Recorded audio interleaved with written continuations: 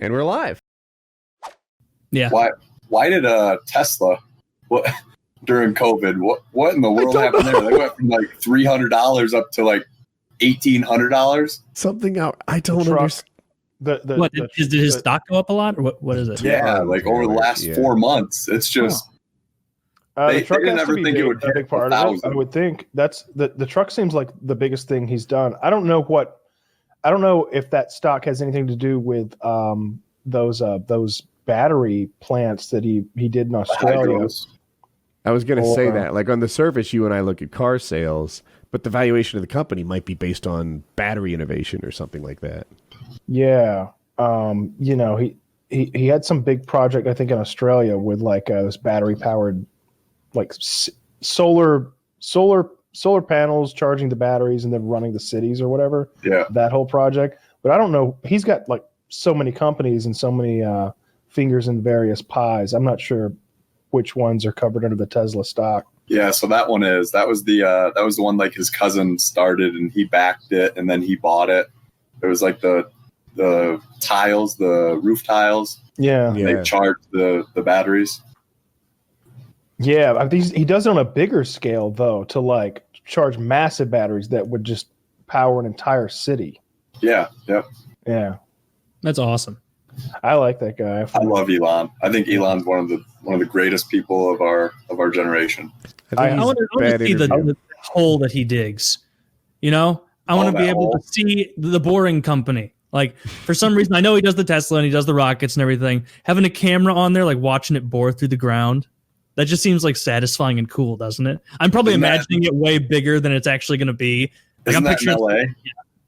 I think so, yeah. But that just seems cool.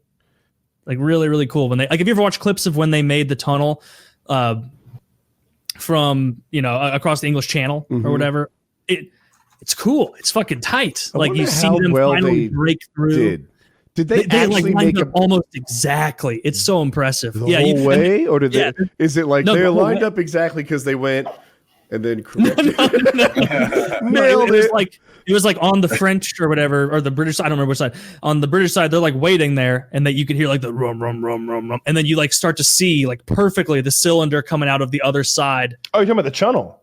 Yes. Yeah. There's some really cool videos. They're lined up on YouTube. Perfectly. Yeah, exactly lined up. It's really, really impressive. So I don't know. Maybe I'm thinking that his company. I choose to believe they corrected it in the last 500 yards. There's a big bump right in the middle. It's like all right, hang on, we're gonna get the mayor.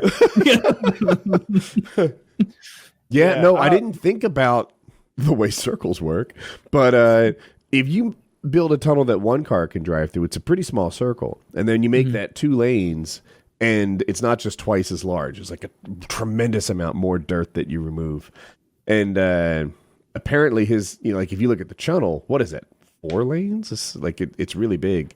The stuff that he's doing is on a much smaller scale, which doesn't make it bad. It just makes it easier. Maybe it's smart to be easier. Well, also you don't drive through the holes that he's made. It's gonna be for trains, right? You're carried on a maglev. Yeah. The car pulls onto a platform and it like grabs the car and then it magnetically fires you down this thing at like 150 miles per hour. That's so cool. That is so tight. It might be a better way to solve the problem, right? Because if I drive, well, now it has to be like suitable for human error. It has to give me a little extra room, a little space, and I'll go slower. If a machine takes me, it could go 150 miles an hour and have less room for smaller tolerances on either side. Like a roller coaster. Yeah. The Boring Company is also what made those flamethrowers that aren't flamethrowers. Yeah. I'm not as excited about that.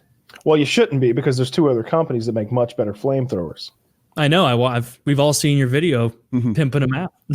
Or Nate hasn't, probably. I haven't seen it yet. Let me know if you want a flamethrower. we got a flamethrower guy. Yeah, I got a guy. Flamethrower guy. Like Frank. Yeah. Flamethrowers are fucking awesome. They are really cool. But you said it wasn't even fun to use because you get so hot. The little one is fine. You don't get that hot with it. The one that's like all handheld, but the backpack model is pretty awful to operate. I mean, it feels like you're getting a sunburn. I always, when you watch World War II movies or Band of Brothers or whatever, there's always the guy going to the pillbox with the flamethrower. Yeah. And they always include one scene of him getting popped and it's an explosion. When you really think about it, I always thought like, oh man, that's rough. But compared to everybody else dying and bleeding out on the beach, that's probably the creme de la creme death. Because it's just dead, right? No, like no. Those explosions were enormous in the movies I saw. Oh, wait. I misunderstood. So the explosion is someone shooting his, like he's got the big backpack with all the gas on it and he's flame throwing and then they shoot it and then he blows up into a million pieces. No. I'm not sure what you're describing, but what actually happened is Band of Brothers. Yeah. Well, I know, but I've never seen that scene in Band of Brothers. I've seen what actually happens is, the tank gets popped and then you're enveloped in a cloud of napalm and you burn alive for as long as that takes. Probably that is worse. Probably a good 10 seconds, 15 seconds Maybe of burning alive until you inhale air, I meant to say, and then now your lungs don't work in a painful way. Yeah, you roast the inside of your lungs and then you go unconscious. That's the way that's not exactly what kills you, but that's what makes you go unconscious. And who cares about how you die? It's about when the pain stops, right? And but no, that would be a horrific way. I would much rather get shot anywhere. Yeah. Well, opinion rescinded. Now I know. You know what's worse than either of those? Really common? Just cancer. Like, you're talking about a really awful 15, 30 seconds. I bet they're like this long, slow, painful death that leads into like delirium and death rattles that is cancer that happens so much worse. You just fucking kill yourself. If I'm getting the death rattles, I'm gonna blow my fucking brains out. Plus, Woody, I've already beaten cancer once. I don't like its odds on the second round. It's regrouping. Yeah. No. I think about Dan every day, the fan that died, and Kyle told him his cancer, and I forget the name of it. It's cancer names, but he's like, you're fine. That's a bitch ass cancer. Yeah. And I liked it. He was in med school, Nate. Yeah. He's a good guy. Yeah. R.I.P. So, good topic, Woody.